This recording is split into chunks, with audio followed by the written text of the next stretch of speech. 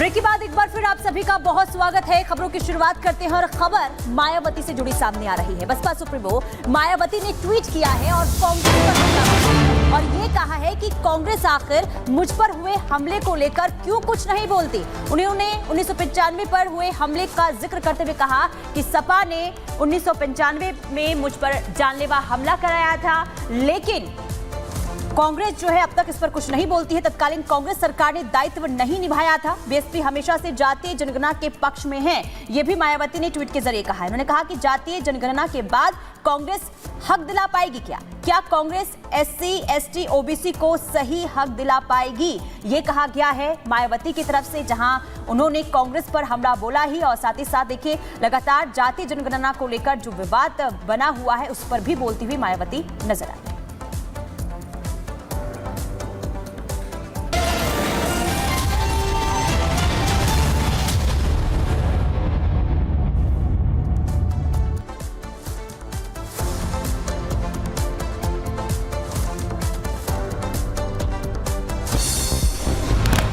बांग्लादेश के ढाका में हुई हिंसा, अंसार कर्मियों और छात्रों के बीच हुई हिंसक झड़प, घटनास्थल पर जमकर हुआ बवाल। ढाका में एक बार फिर भड़की हिंसा, सड़कों पर दिखा उपद्रव, प्रदर्शनकारियों पर बरसाई गई लाठी। राजस्थान के भीलवाड़ा में तनाव का माहौल, गौवंश के साथ दरिंदगी से लोगों में रोष, हिंदू संगठनों ने किया विरोध प्रदर्शन। भीलवाड़ा में बढ़ते तनाव के बीच डीएम और पुलिस अधीक्षक की अपील, लोगों से शांति व्यवस्था बनाए रखने का किया आग्रह। लखनऊ में एक शख्स ने उड़ाई ट्रैफिक नियमों की धज्जियां, कार के ऊपर बैठकर के बनाया स्टंटबाजी का वीडियो, काटा गया कार का चालान। बुलंदशहर में लोगों ने उड़ाई ट्रैफिक नियमों की धज्जियां, गलत जगह लगवाई गई बाइक के साइलेंसर, वीडियो सोशल मीडिया पर वायरल। ग्रेटर नोएडा में महिला के साथ दबंगों ने की मारपीट का वीडियो सोशल मीडिया पर वायरल हुआ। महाराष्ट्र के नासिक में ओवरफ्लो हुई गोदावरी नदी के पास बने मंदिर पानी में डूबे, अलर्ट मोड पर प्रशासन। गुजरात में भारी बारिश से जनजीवन हुआ अस्त व्यस्त, एनडीआरएफ ने वलसाड़ के औरंगा नदी में फंसे एक व्यक्ति को सकुशल बचाया। गुजरात के मोरबी में हादसा हुआ, धाबना गांव के पास नाले में गिरा ट्रैक्टर, मौके पर चलाया गया राहत बचाओ अभियान। उत्तराखंड के बागेश्वर में जान जोखिम में डालकर खे निर्माणाधीन पुल को पार कर रही है महिलाएं, वीडियो सोशल मीडिया पर वायरल। तोड़ के चले गए हैं। मध्य प्रदेश के गुना में हनुमान मंदिर के अंदर लूट, 2 बदमाशों ने सिक्योरिटी गार्ड को बंधक बनाकर हनुमान जी के सोने चांदी के आभूषण लूटे। कोलकाता के आरजीकर मेडिकल कॉलेज और अस्पताल में सीबीआई जांच जारी, पूर्व प्रिंसिपल संदीप घोष के खिलाफ जांच में मिले पर्याप्त सबूत। सीबीआई के एक अधिकारी का दावा, जांच में कई सबूत मिले हैं। आरजीकर मेडिकल कॉलेज में भ्रष्टाचार को लेकर सीबीआई ने दर्ज की एफआईआर में संदीप घोष और एक महिला समेत 4 लोगों को बनाया गया आरोपी। कोलकाता में संदीप घोष के घर सीबीआई की जांच, संदीप घोष के घर सीबीआई की 12 घंटे छापेमारी, सीबीआई ने छापेमारी में कई फाइलें भी जब्त की। कोलकाता हत्याकांड पर प्रधानमंत्री का बड़ा बयान, कहा यह पाप माफी लायक नहीं, दोषी और उसकी मदद करने वाले बचेंगे नहीं, एक एक गुनहगार का हिसाब होगा। कोलकाता कांड में टीएमसी ने सीबीआई की साख पर उठाए सवाल, कुणाल घोष बोले एक गिरफ्तारी तक नहीं कर सकी सीबीआई। और का जो रेप केस है, मर्डर केस है, वो तो तुरंत सॉल्व होना चाहिए। एक अरेस्ट वो भी कलकत्ता पुलिस ने किया है, सीबीआई क्या कर रहा है। टीएमसी सांसद सायनी घोष ने भी सीबीआई पर जांच में देरी को लेकर निशाना साधा और कहा कि मुझे सीबीआई की विश्वसनीयता और क्षमता पर संदेह है। मायावती का कांग्रेस पर हमला, पोस्टर लिखा, मुझ पर हुए हमले पर कांग्रेस कभी क्यों नहीं बोलती। सपा ने 1995 में मुझ पर कराया था जानलेवा हमला, तत्कालीन कांग्रेस सरकार ने नहीं निभाया था दायित्व।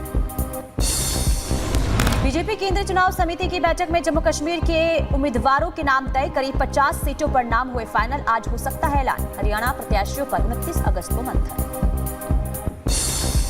यूपी में उपचुनाव को लेकर बोले आरएलडी प्रदेश अध्यक्ष रामाशीष राय, कहा उपचुनाव में एनडीए के सभी प्रत्याशियों को जिताने के लिए मेहनत से लड़ाएगी चुनाव।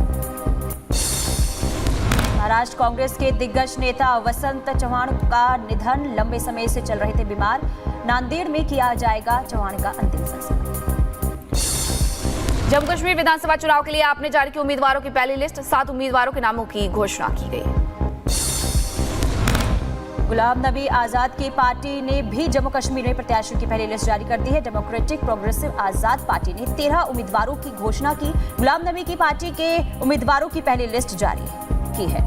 तो चुनावों की लिस्ट देखिए जारी कर दी गई है। और इसी बीच बड़ी खबर सामने आ रही है। रूस में 9/11 जैसा हमला एक बार फिर से हुआ है। ये इस वक्त की बड़ी और अहम खबर सामने आ रही है। रूस के सारातोव ड्रोन के जरिए देखिए ये हमला हुआ है। और 9/11 में जैसा हमला हुआ है वैसे ही हमला यहाँ पर एक बार फिर से रूस में किया गया है। इस वक्त की ये बड़ी खबर, किस तरीके से देखिए हमला किया गया है, ये तस्वीरें सामने आई है।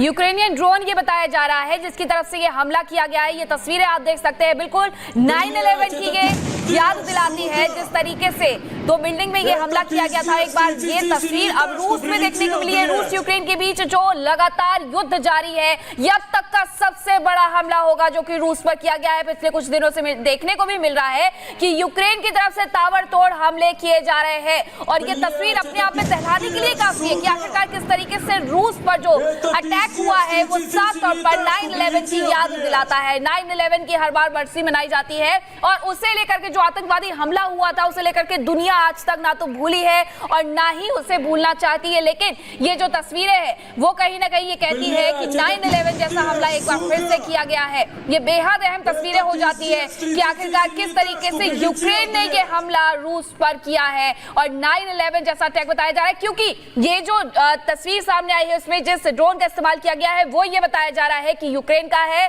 और रूस के सारातोव में ये हमला किया गया है।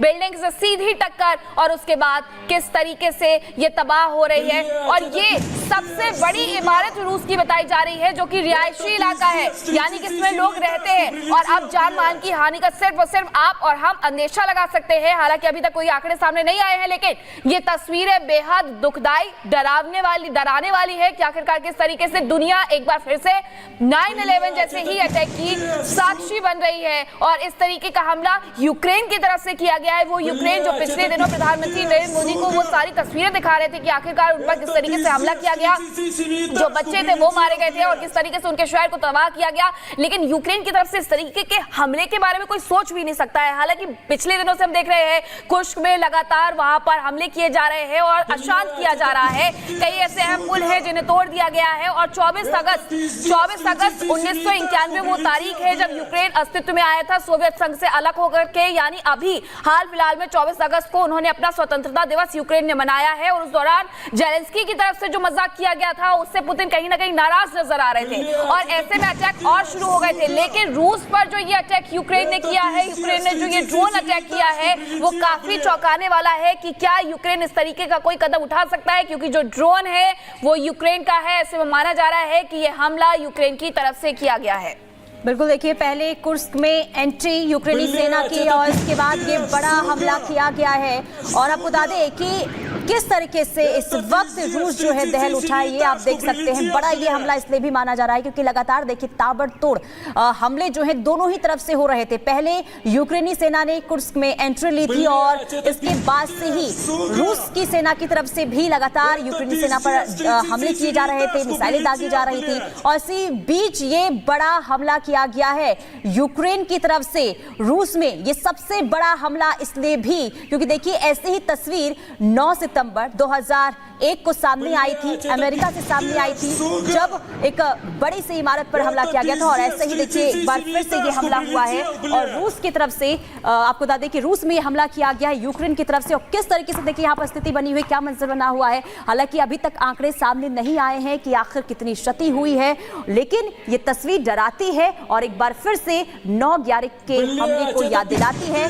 और लगातार देखिए जिस तरीके से स्थिति बनी हुई थी और लगातार जिस तरीके से जेलेंस्की ने जो बयान दिया था पुतिन को लेकर, उसे लेकर पुतिन पहले से ही ये चेता रहे थे कि जो भी मेरे लिए कहा गया है उसके बाद जो है हम छोड़ेंगे नहीं। लेकिन किस तरीके से पलटवार यहाँ पर हुआ है यूक्रेन की तरफ से, ये आप देख सकते हैं। देखिए ये रिहायशी इमारत है और आपको बता दें कि इस इमारत पर ड्रोन के जरिए हमला किया गया। देखिए अटैक किया जाता है। हालांकि अभी वहां पर क्या मंजर है, क्या स्थिति बनी हुई, क्या आंकड़े सामने आए हैं, कितनी लोगों की जान गई है, अभी फिलहाल आंकड़े नहीं निकलकर सामने हैं। लेकिन ये तस्वीर जो यहाँ पे ड्रोन के जरिए हमला किया गया है, ये रिहायशी इमारत बताया जाए। देखिए ये ड्रोन है, ये ड्रोन अचानक से अंदर यानी कि इमारत के अंदर जाता है। उसके बाद यहाँ पर जो है आप ये तस्वीरें आपको दिखा रहे, दो तस्वीरें हैं। 2001 में अमेरिका पर इसी तरीके से हमला किया गया था। 9/11 की तस्वीर आपको दिखा रहे हैं। दूसरी तस्वीर रूस की है, यानी कि आज की तस्वीर है जहां ड्रोन से अटैक किया गया है।